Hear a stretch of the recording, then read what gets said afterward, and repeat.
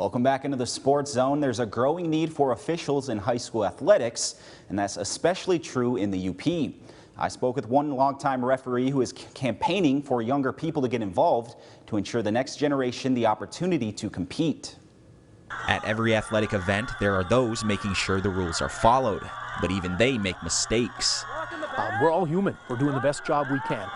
As an official, are there times that I miss a call? You darn right there are. Never miss it intentionally, but there are times I miss a call. Try to communicate well with players and coaches that if there is something that we have missed, apologize to them, keep an eye out for it, and try to make sure it doesn't happen again. But there is not a coach, or in this case an official, who isn't doing the best job they can and aren't fully committed to the job they are doing that night working with these athletic teams. For the past 40 years, Lyle Smithson has dedicated his time to officiating high school sports. I initially got into it just because of my love of sports. Went to college to become a teacher, and part of my drive to become a teacher was, again, my love of sports and working with young people. So the officiating really became a segue. While I was in college, I took an officiating class for one of my PE requirements, and early I got hooked. I enjoyed it. So became registered at that time and just continued to do it because I love being around the game, love being around sports, love being around kids. While his passion keeps him going on the field, Smithson knows a new generation will need to take over. It's pretty obvious that we have a group of very veteran officials in the Upper Peninsula. Many of them have been around as long as I have, if not longer. So it's, again, people that have committed themselves for a long period of time giving back to schools and giving back to kids. But what we really need is an influx of young people, you know, to take the bull by the horns and move on when people such as myself just can't do it anymore. While the MHSAA has seen a decrease in officials, the opportunities for student athletes have increased. We're spread pretty thin.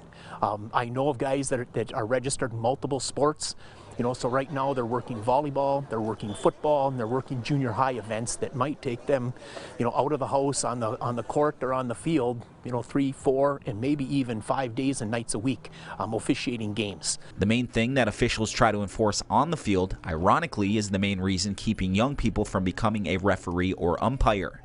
One of the big hindrances in recruiting and retaining new young officials is sportsmanship.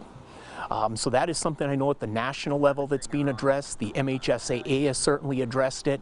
High schools are addressing it. So, you know, it's a point of emphasis, not just this year, but the last couple of years.